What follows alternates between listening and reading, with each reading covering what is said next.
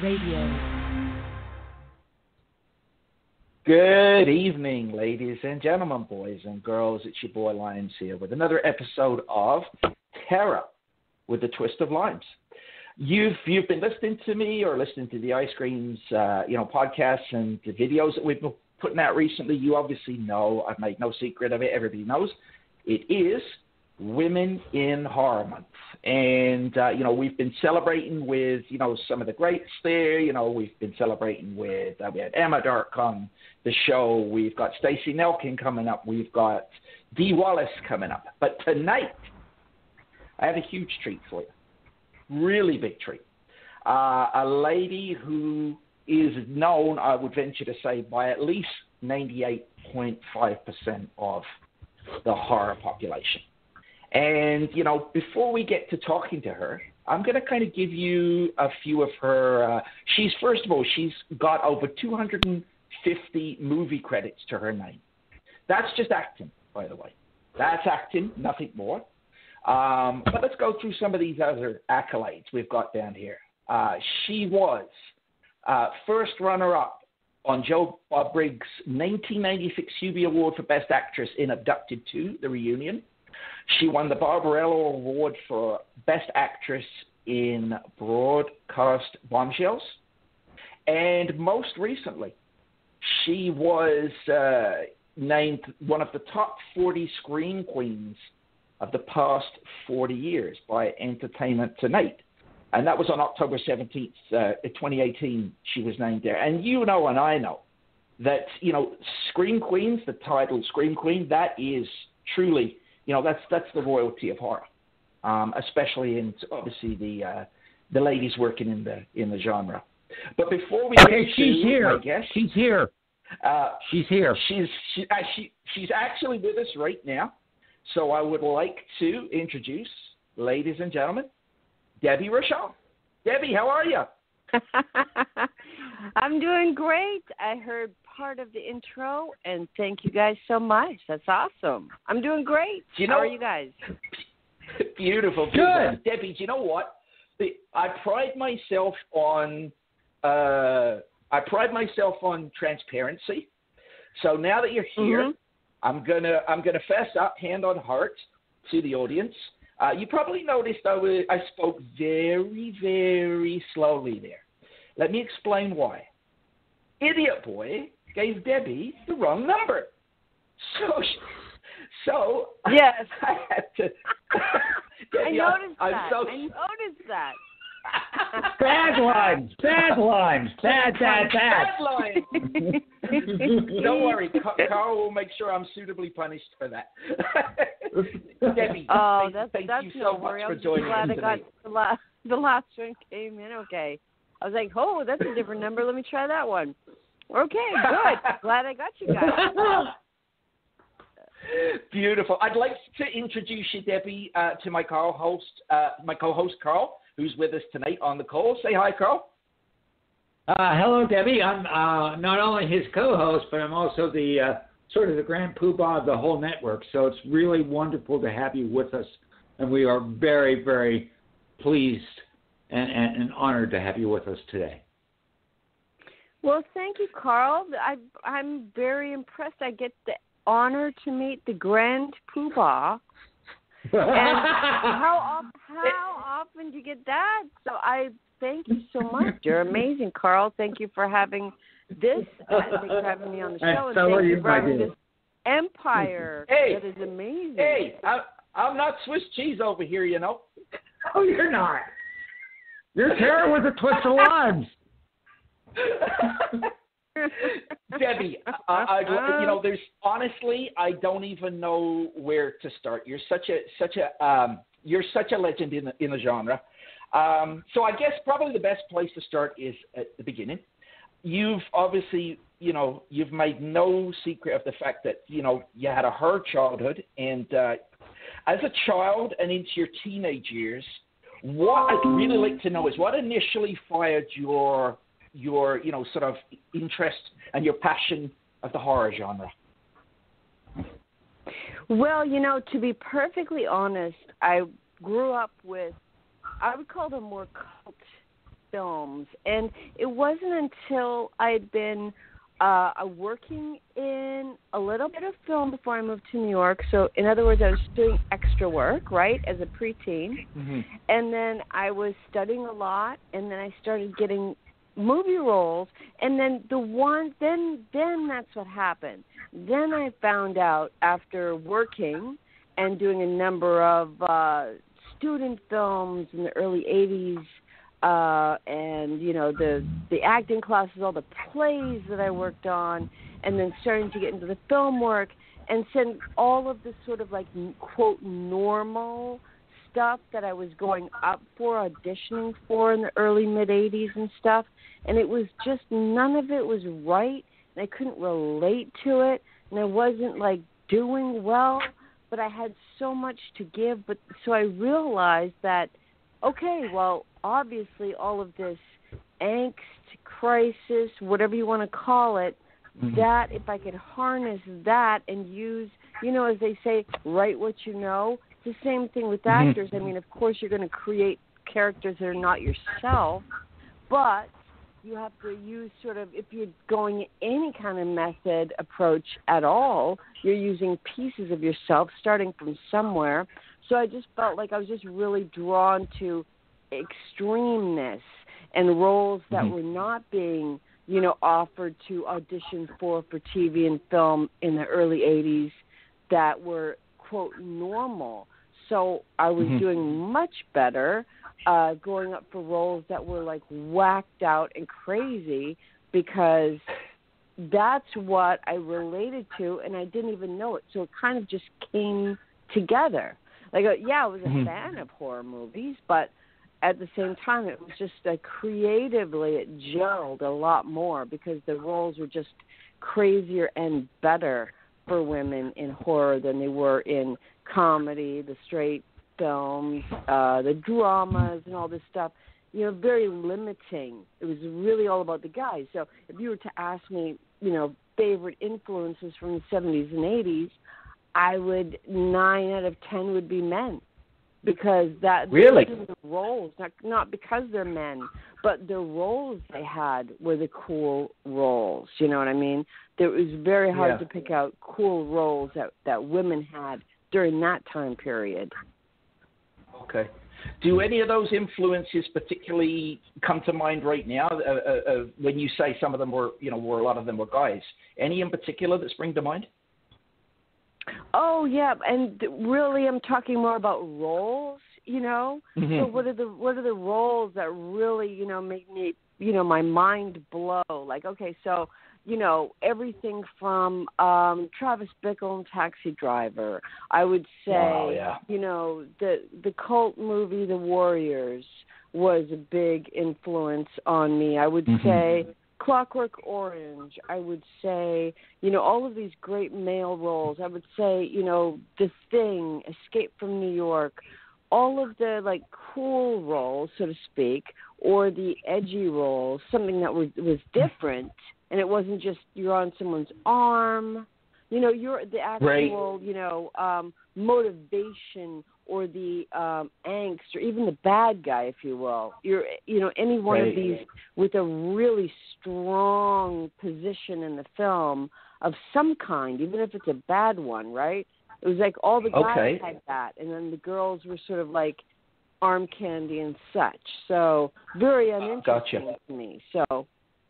And that's why, Yeah, cool. So you know what? So then I guess, what was the first one? Obviously, I see what you're saying. You got the Snake Plisskens and obviously the Travis Bickles. These are all really interesting characters. What was the first time that you saw a female role that really kind of made you go, bam, that's what I'd love to do. That's an inspiring role. Well, probably something super obvious like Sigourney Weaver in Alien. Probably something like that, really. I mean, that would be I'd be really hard pressed to give you a laundry list from that time, not this one. And so I would say they really didn't exist for the most part. You had your exceptions.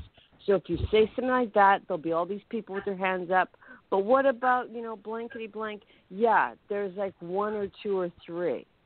Barbara Steele is a great example of a strong female horror actress. They do exist. The Betty Davises, if you want to go back in time, but they weren't the common. And when I was coming up, what was in the culture then, the pop culture, was not like the classics like Betty Davis. Barbara Steele for sure, but it was really, really hard to find something during that particular period of time. It was a guy's world, and I love the guy's roles. So don't get me wrong. I mean, they were awesome. They were awesome. They just, so that's why when people are like, okay, well, name your female influences. And I would say, well, I definitely have them, and I have more maybe now today, but coming up, I had to make them up in my head. Like I had to become something different. Does that make sense?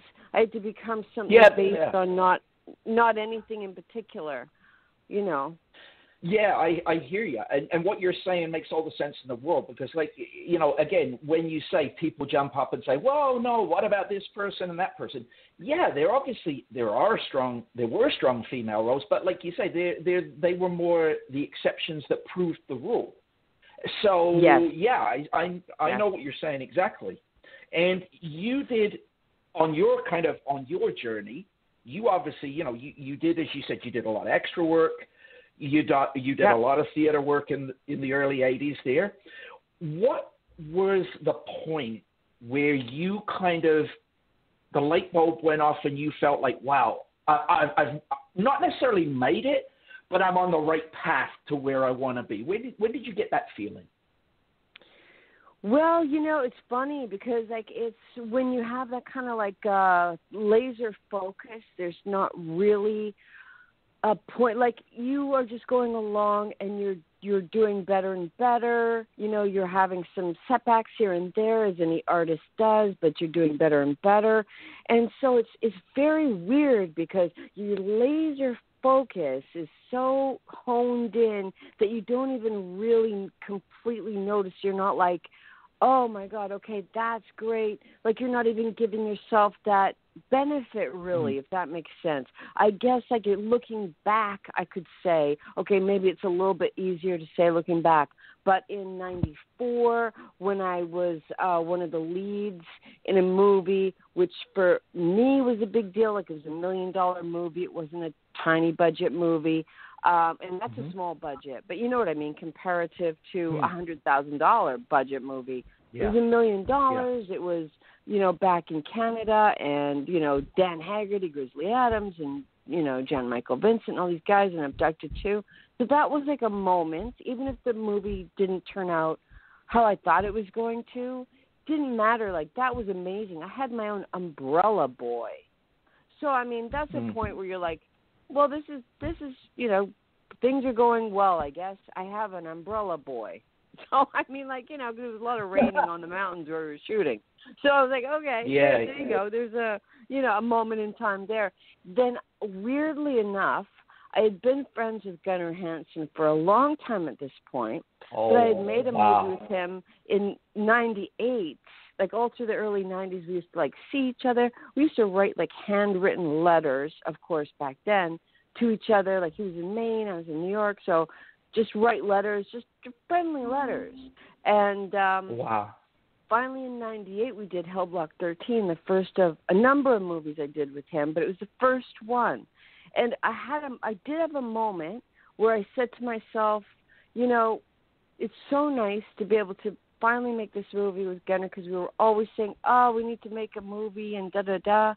And I said to myself, just kind of out of nowhere, if I die tomorrow, where I came from on the street as a street kid, and I just finished making a movie with a great friend of mine and who happens to be a horror icon, if something happened to me tomorrow, I would be very proud of myself that I went from there to there. And this is in 1998.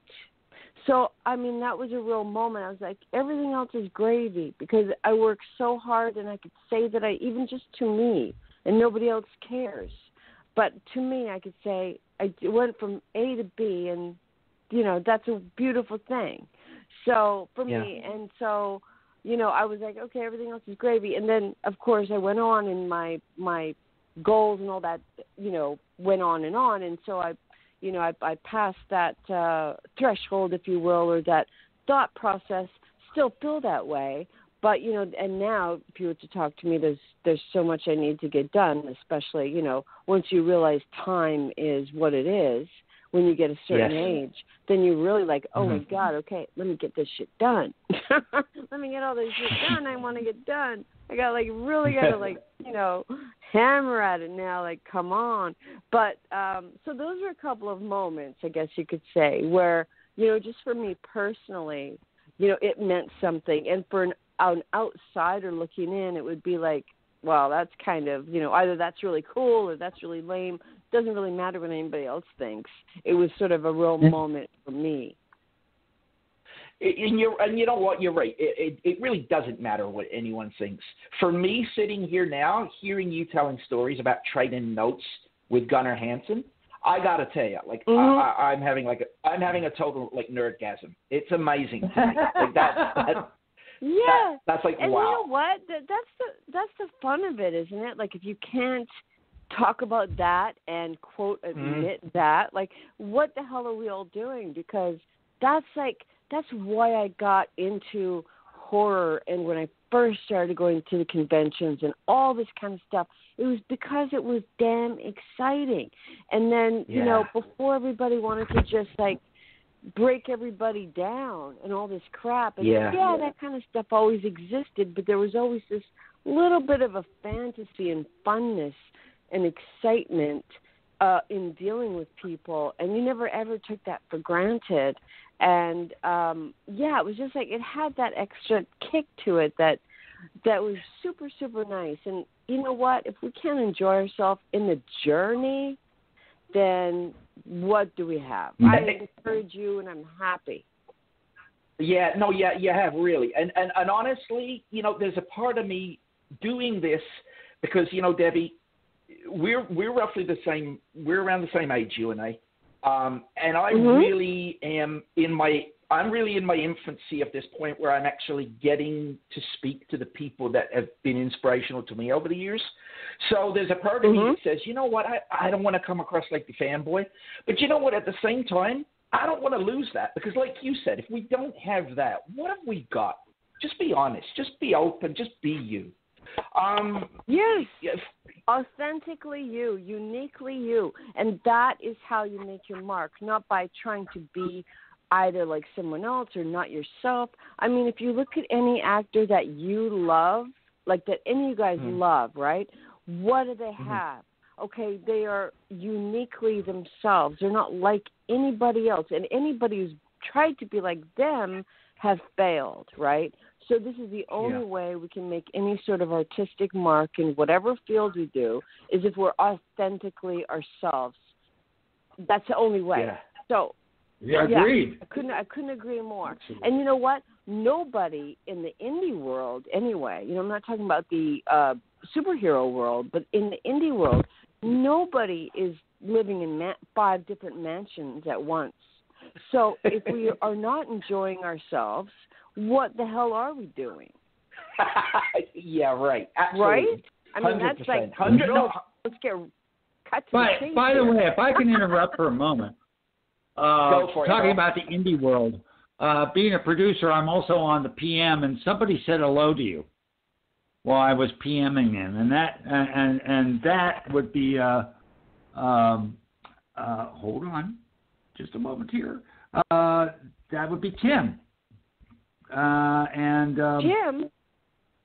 Yeah, Tim Ritter. Tim Ritter said hello. Jim Rear. Oh, Jim. How is Jim? Jim is awesome. I mean, we made quite a few movies Tim together. Actually, he'll be on my show tomorrow, and I'll tell you someone else who said hello to you. I'll tell you someone else. We had him on a couple of weeks ago. Is Joel Wynkoop, and you're actually doing a couple of films.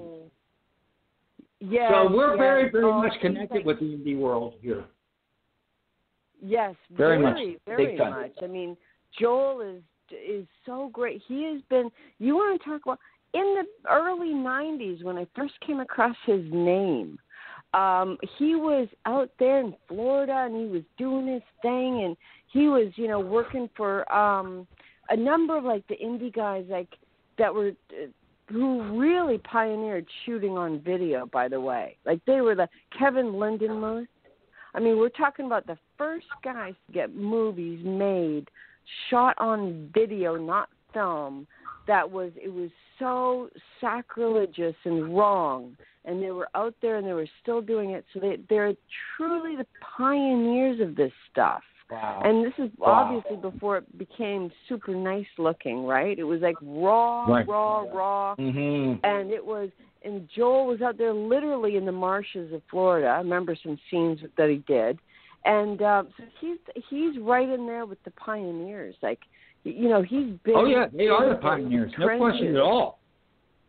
Yeah. And Jim O'Rear, he has made so many cool movies, and he's invited me to come along for the ride. So I always have nothing but admiration for Jim, and I love Jim. He's been a super good friend, and there are if you find them in the business, you have to hold on to them because there's all different kinds of people in the business, because the business attracts creatives, artists, people that are insanely talented, people that are incredibly supportive. It also attracts egomaniacs, people who are just doing it for power or all the wrong reasons, not the opposite of artistic. And I'm not being negative, I'm just being honest. And so because you have like equal amounts of both, when you have the people that are good, you keep them around. And that's why you keep seeing people, whether it be in Hollywood movies or indie movies, they will work with the same people over and over and over because they don't want to deal with the other, Yeah. So, and actually, Debbie, it's nice. You make your own family. Absolutely. Sorry, just to pick up on I agree. And just to pick up on something you said there, because you said, I'm not trying to be negative. And I honestly don't want to be negative, but at the same time, I am, really looking to, speak to the women out there that are listening to this and are gaining inspiration from figures like yourself there that have walked that walk.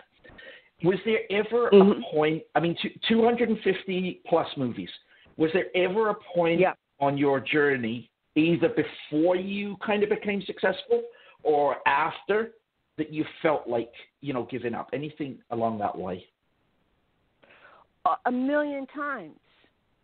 A million trillion times all along the way, because at every point before things get, but you never know here's the thing, like just to cut to the chase here about how I kind of would come through that, right? Like it's the bottom line that people really need to hear.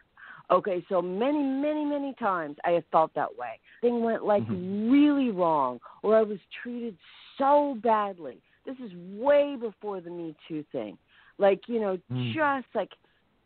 just horrible stuff going on. And I was just like, F it, don't need it, Then I would, at the end of the day, I would turn around and say, well, they're taking my art, and I'm not going to let them do that either. And I would come back around. But that besides that struggle through the really crappy times and experiences between the really great ones, here's the thing.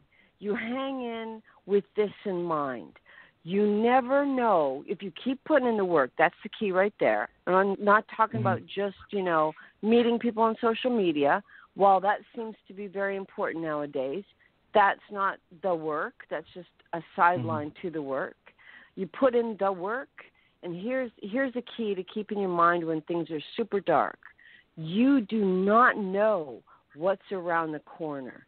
And very often, that is going to be something really cool that you would kick yourself in hindsight if you didn't end up hanging in there and getting that job or that experience, whatever that creative thing may be. You never would have gotten that, and it will turn out to be one of the best experiences that you had. And you would think back and say, wow, I almost shit canned the whole thing. And, and I hung on, and right around that next damn corner, I'm telling you, you can't see when it's coming. So you hang on.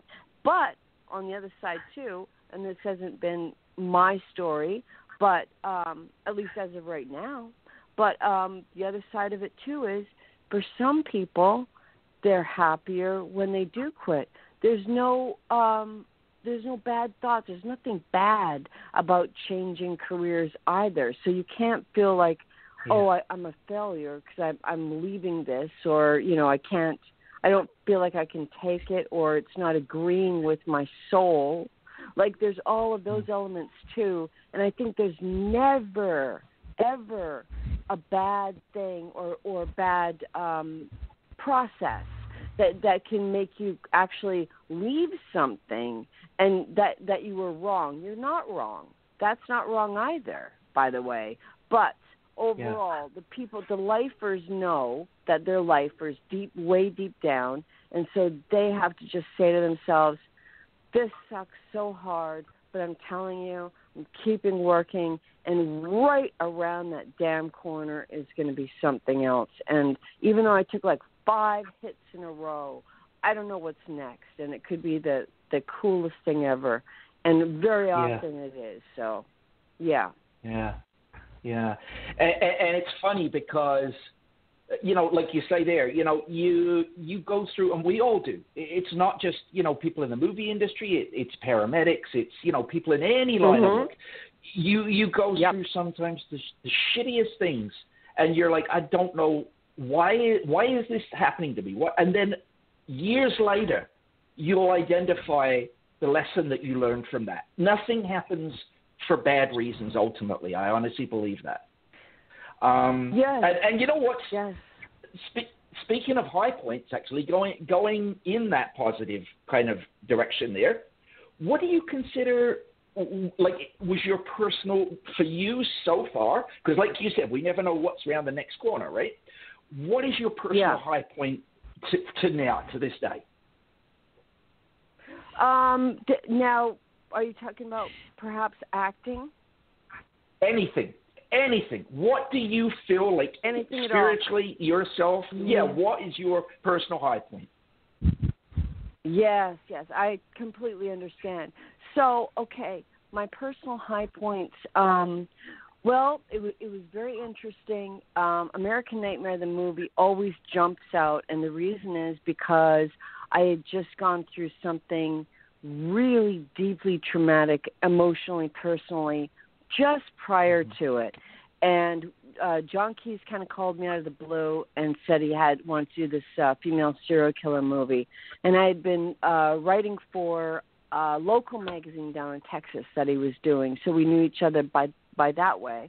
And so I went and I did that part, and there was so much of it that was improvised, and I was using so much of stuff that was going on with me. And I really saw, like, okay, well, when you know a character just so deeply inside and out, and you're lucky enough to be working with somebody who lets you improvise, you can really take this stuff to, like, a whole nother level.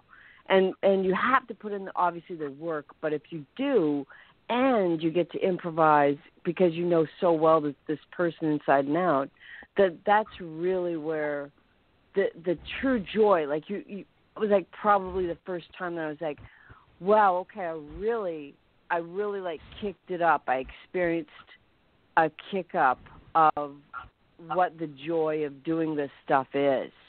And okay, so that was one point. There's another point where in my writing, I will just say to myself, wow, like I really, I never would have known, even though I've done it for so long, I never knew just how much I really love it until I've just been immersed in writing my book that I'm writing now, right? And then another just random thing is like, you know, if you get the right director material, you've completely immersed yourself in the situation of the character, and you get to do something really kick-ass. And it's based on like a classic in the horror world writer. When I did Color from the Dark, based on Color from Outer Space. I mean, that was H.P. Lovecraft. Really powerful. Yeah.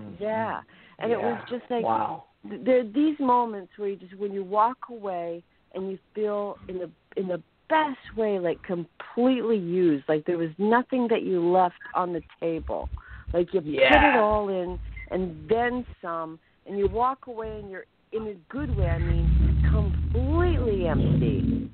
And, you know, that was like one of those experiences again, you know, and there's been a few of them, but they're not always easy to come by because people don't have a number of things going. They don't have the money to have a shoot that'll be 4 or 5 weeks. They don't have, understandable, they don't have, maybe the material isn't, you know, quite, you know, amazing enough. And there's like a whole bunch of things have to fall into place. That's why they do like 250, 60 credits. I could probably tell you 10 where I felt like everything really damn fell in place. You know what I mean? It just, for whatever absolutely. crazy reason that you can't even plan it. It's just like literally now, play on words, the planets aligned. You know what I mean? Yeah. And it just all comes together. So, yeah, absolutely. And American Nightmare, it should be noted for anyone listening now, you won an award for that, right? In 2002 as the best female psycho. Yeah, yes, I did. Amazing. And that means a very lot to me because my friend who was the editor and publisher of Videoscope magazine who gave me that honor just passed away a couple months ago, and the magazine ended. So, but that was like such an honor because it was before a lot of the indie people were, you know, really getting their movies in the film festivals, before there was even a lot of indie film festivals that existed for horror, because it wasn't, they almost didn't exist at all, like for horror, especially indie horror. So for sure. Prior to the massive amount that we have now, which is like a couple a month for the whole year, like, you know, but now it's virtual, but, you know, now you can really get your movie out there and get it seen and get some awards and some attention. But yeah, so that was super cool because that wasn't even the case back then. It was released in 2002, shot in 2000, and ironically, we're working on the 20th anniversary limited Blu-ray release right now. So 20 years ago. Can you believe it? That's crazy. Hey, where does the time go? Yeah, I know. Yeah. But to pick up on your writing, your writing, I'm going to say that twice because every time I seem to say that, my accent, people think I'm saying rating. Writing, your writing career. You said you're obviously working on a book, and you had a column there which really makes me jealous for Fangoria, which is amazing. I'm going to ask you because I say that you and I are we're from what I call the Fangoria generation. I feel sorry for some of the kids now where everything's online, and that's super cool, but they'll never understand the joy of going in, like when we would pick up Fangoria or Starlog to find out what was going on in movies. And I can remember the very first cover of Fangoria that I ever saw as a kid. I'll tell you mine in a second. I'm going to ask you first. Do you remember your first Fangoria cover that you ever saw? Well, you know, it's going to be very self-serving because it was so amazing for me at the time, right? That's why. So I have to say that first, but it doesn't sound like I'm putting this out there for all the wrong reasons, bad reasons. Okay, there was a couple before this one, but I really didn't remember them because they were very similar to me, so they didn't jump out. The first one that was like had a massive impact on me was when they did the special edition. It was Jack Nicholson, and he was on there for Dracula. Oh, wow. Jack Nicholson on there for Dracula? Yeah, it was like a special edition, a Dracula, like it was all vampires. And the reason, like it was the very first time I was in Fangoria, like from a movie I did, 92, about an indie movie about vampires. And so that when Jack Nicholson was on the cover, and I was like, oh my God, like this is absolutely incredible. For the first U.S. magazine that I've ever been in. So I'd been in the U.K., but, you know, this was, like, pretty amazing. It was Fangoria, but it was Jack Nicholson on the cover. So, like, wow, to be in something that had Jack Nicholson on the cover was damn cool. Like, so that was 1992. Okay. That's amazing. I could totally see the coolness there. For me, the first, because obviously I haven't been in Fangoria. I hope I will be one day, if they see fit. Yes, you will. Yes, you will. I hope so. But the first cover that I tell you ever jumped out at me, I remember being a kid in the UK and going in, and it was Angus Scrimm for Phantasm, and I just couldn't picking that cover up. Oh yeah, I just couldn't believe it, and I just feel sad that kids just will never know that kind of what we knew there. But, you know, whatever. I guess it is what it is, right? Question about... Yeah, but, you know, in all fairness, though, I was not... Before I got into the horror world, I didn't know the horror world. I only knew what I watched movie-wise, like, you know, old Hammer movies and stuff on TV, perhaps. And, you know, I missed a whole chunk of time where I was, like, living on the street. So I wasn't going to shops and such. So by the time I saw that particular Fangoria, it's like that I was, like, involved in that world, and I went to Forbidden Planet in New York City, but I know they have one in the UK. And, you know, that's how and where I saw it. So it wasn't as though I was... you know, in a town or had the type of lifestyle where I could casually walk in a magazine store and see things when I was as a teen, because I was just trying to survive through that time. So it kind of got delayed a little bit from me than from you, for example. Yeah, and that's no, I completely understand. Well, I'm not. No, you know what? That's actually wrong. I don't understand because I've never walked in those shoes. But I. Damn impressive for what you did and what you built for yourself, and you certainly made up for lost time for what you didn't experience in horror earlier by giving it back to us in the years that came. And I actually want to throw the ball back to Carl, because I know that Carl wanted to speak about one of your pieces that he absolutely adores. You know, it's your turn, Carl. Go for it. Okay, cool. First off, for our listeners, if you're wondering about the vampire film that Debbie was in 1992, that would be Valerie, a.k.a. Blood Dreams. Am I correct on that, Debbie?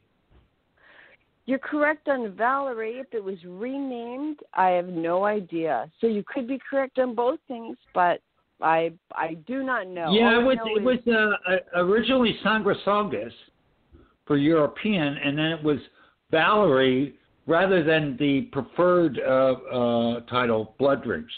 But the one I want to talk about, now when Limes got you on board and so on and so forth, I was going through and I knew your name and I know I've seen you. But there's one particular film, and it's an anthology film, and it's what I consider one of the best horror anthologies of the aughts, and that's Theater Bizarre. And you worked actually with Tom Savini on that, on Wet Dreams. So I just wanted to let you know that, A, you blew me away in that movie. You were just so friggin' good.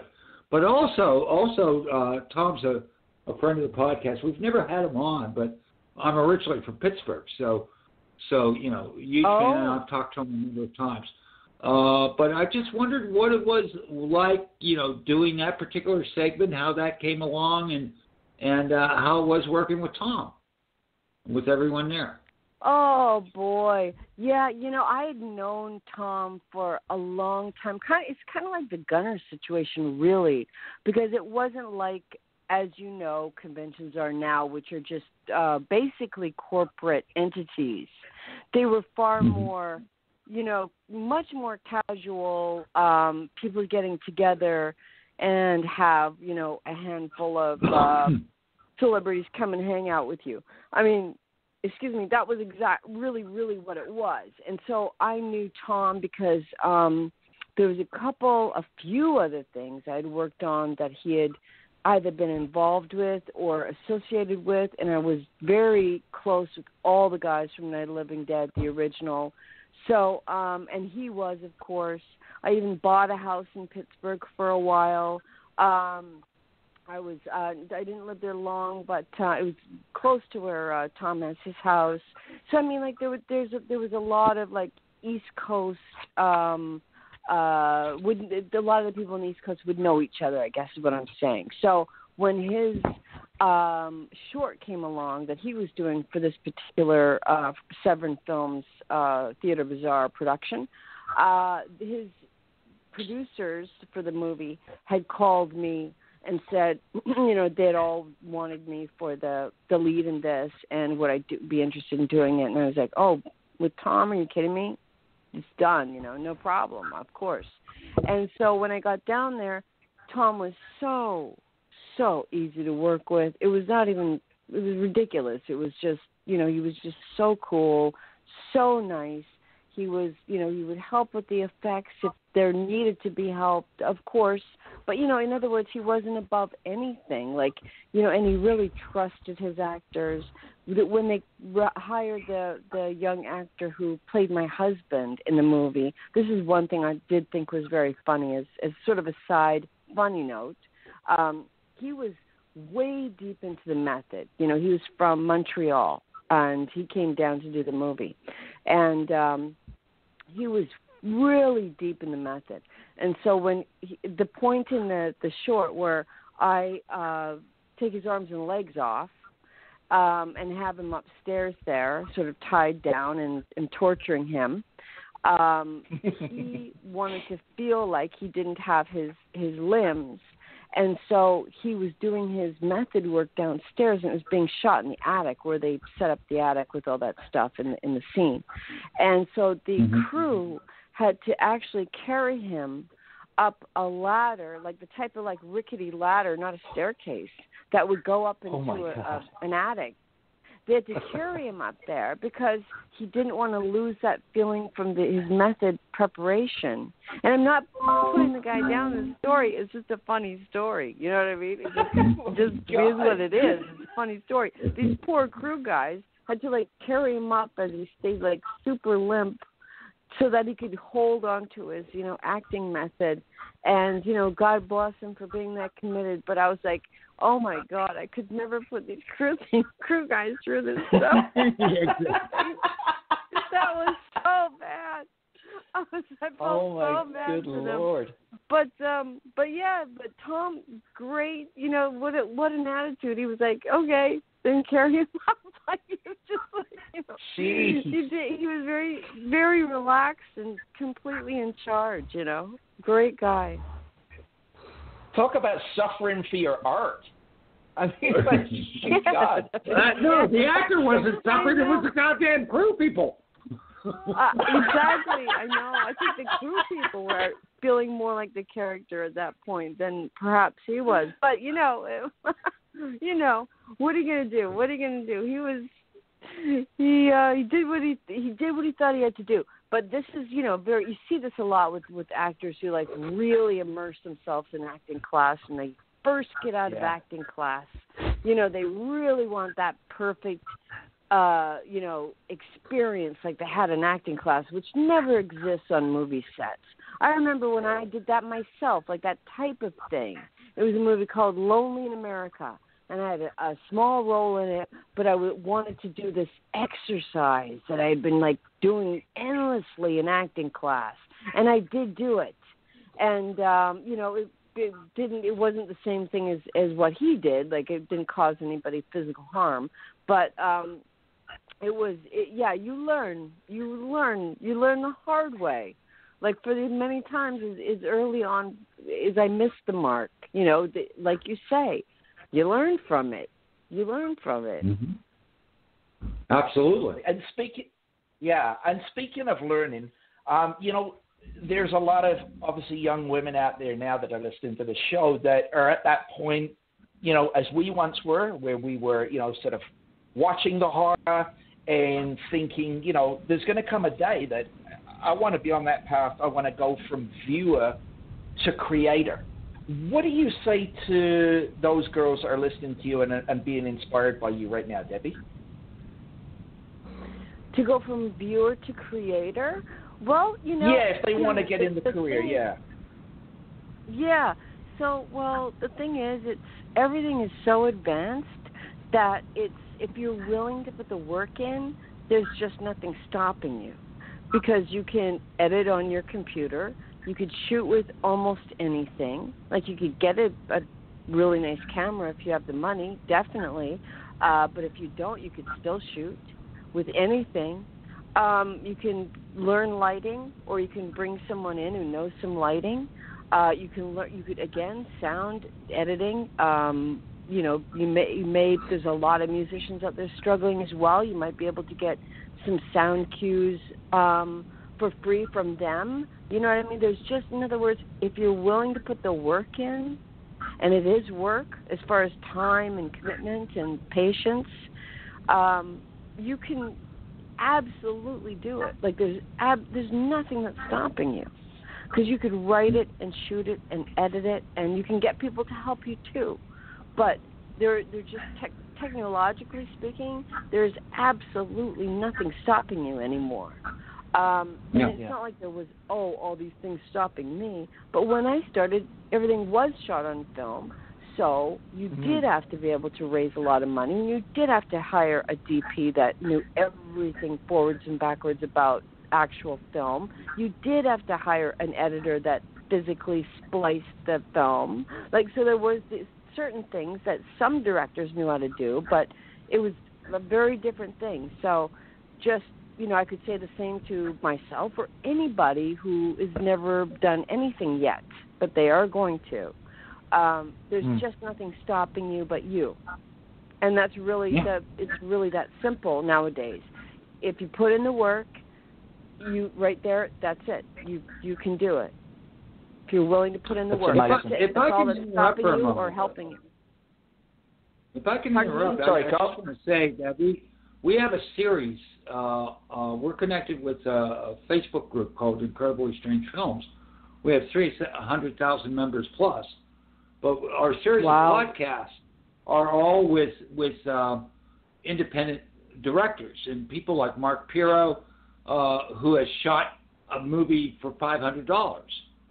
But he was able. He's been working with people and so on and so forth. It's a matter of surrounding yourself with people with the same vision and just letting them do it and you do it and just get it done. It can get done. No question at all. Yep. Yeah. Couldn't agree more. And that's why, going back to the other point too, you find people that work well with you, and and that's it. And the only thing I will add, this is not, again, I keep giving disclaimers as though I'm not allowed to have an opinion, but I don't mean it that way, I guess is what I'm trying to say. Going to the not being negative but thing again. What you will find, though, too, is you will find people that while you have nothing or they have nothing, and you've been so kind to give your time to assist them, when, in fact, you may get a lot more payment or a lot more fill in the blank elsewhere on different projects, but because you have come in because you really want to help somebody from the trueness of your artistic side, they can turn around, and as soon as they do get some money, they will hire like a completely different set of people. They don't bring people along. So you will also find through hardships who your family is, like who will actually bring you along because you did them a good turn. And it's not like you would fit in every movie that came along, so you don't need to get twisted about that. But if in general, that if people sort of bring you along, you're in the sphere of, working with people and such. So there's that too, but that's all part of the process of finding out who your sort of clan is, if you know what I mean. Me, I'm both clan, but I'm way more lone wolf. Like I'm so lone wolf. I've not been on the inside. I have not been an ass kisser. I have not been sleep with somebody for a role or have a spouse or boyfriend in the business, that gets me role. I have not been any of those things. That's not a judgment on anybody who is those things. But I have always acknowledged the fact that I am a lone wolf. That's okay. I could be a part of your clan. It could be temporary or permanent. That's okay too. But you have to be completely independent in that sense, because not everybody's moral compass is going to exactly reflect yours, and that's okay. That's okay. Like they can zoom off and do their thing, but you've got to do yours, and that's going back to the other point too. You have to stay unique and true to yourself. Because as soon as you start imitating others, that's when you just become forgettable. And that's not the point of being any kind of artist, right? Whether you're doing a podcast or directing or acting or anything. Exactly. And speaking of podcasts, tell us about your podcast, Debbie, because you've got a podcast, Obscurities, right? Tell us a bit about that. Yeah. Oh, I do. And, I would love people to check it out. It's a new podcast in the sense that, it's been going on since October, but because it's a narrative, it's not like an interview show where everything's sort of, it's in an interview show, you're preparing, of course, but it's different than just doing a straight-up narrative on any particular subject matter. So they come out like maybe once a month, and next will be every 2 weeks, perhaps. So, but that takes some time. So it's sort of dealing with strange events that it's kind of up to you to believe, not believe. It shows you both sides. It's not just showing you one particular side, like the whole, thought process behind El Chupacabra, for example, or aliens, for example, or, spirits, for example, or sometimes it's just weird history because it's really kind of falling into strange history category, like North Brother Island, which is really an intense episode because it's all these things that happen on this island, and just none of them turned out good. It's this tiny island just right off of Manhattan, but it just had the luck of shit. Just not the only way to say it. This everything. Typhoid Mary was there. She ended up there. There's craziness. But I would love people to check it out, and if you like it, please subscribe. As you guys know, it's very helpful, and it just really assists in getting the podcast out there. You guys know very well that's half the battle, is just to get it in front of people and get people to stream it and hopefully enjoy it. So thank you for bringing it up. They can get the links right off DebbieRochon.com or my Facebook or pretty much anywhere, but, all my links are always on DebbieRochon.com. Be sure to give us that info. Be sure to give us that info, Debbie, and we'll get it on DVD Legion also. Yeah, we'll be, and I'll be blasting that out on iScreemZ as well, and Carl will be doing it on Deviant Legion, absolutely. And it sounds exactly like the type of podcast that I want to listen to myself, because that's really my kind of bag. I love listening to that kind of thing. That's mysteries, UFOs, you name it, I'm there. So And it doesn't tell you. Sorry, I'll just end with this, though. It doesn't tell you how to feel. In other words, it's not trying to get you to think that these conspiracies are true or not true. It's just some facts, and then you kind of make up your own mind. But anyway, yeah. No, that's great. That's perfect. That's what you want, right? And now, obviously, we're going to be going over to Carl to do his housekeeping in a second, because I know for a fact, and I want to let the viewers know this, you have a very early morning tomorrow. So it is absolutely, we thank you so much for taking time out to do this with us, to come on here tonight, Debbie, because that's amazing. Absolutely. It really is. And Debbie, before I do what we call housekeeping here, is there any films or anything, any other projects that we should be looking forward to of yours that's coming out? Yeah, there really is. And here's the issue with, since COVID-19, a lot of stuff has kind of been thrown up in the air. But there's a movie called Freak. Yeah, Freak by Bianca Crespo that should be coming out pretty soon. There is, like I say, the American Nightmare 20th anniversary. I don't know what time this year, what month I should say, because of COVID sort of thrown that up in the air at the same time. There's a couple movies like, for example, Killer Babes and the frightening film Fiasco. That's made by the same director who made Bloody Ballet. So, I mean, there's a lot of stuff, but right now, probably till the middle of the year, to be honest with you, I'm not entirely sure when things are going to be, having actual dates assigned to them. Yeah, for sure. Right, I know. We talked to Joel a couple weeks ago, and I do know that Beast Mode and Craiglawn Incident, he said both of those should be out this year. He's hoping they'll be out. Very good. Yeah, so definitely we want to keep those in front of people and let them know it's coming. I'm just impressed beyond belief. Debbie, thank you so much for being on with us.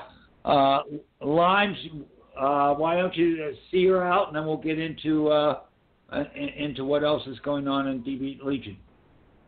Yeah, Debbie, I got to tell you, I know Carl always says to me, like, don't do the fanboy thing, don't be the fanboy. But I got to tell you, like, I don't give a damn. You know what? Be the bad boy. I'll allow you today. It's okay. I am grinning from ear to ear on this end. This has been a wonderful hour, and honestly, you've given, like, I'm feeling inspired just listening to you. This is absolutely awesome. So thank you more than anything for the energy that you've brought to the show tonight. And, you come back anytime, and I hope we can stay in touch, okay? Oh, absolutely. Awesome. Just really, before I go, I just want to thank you really damn sincerely for having me on. It was a great time. Thank you, guys. I really appreciate it. Thank you so much.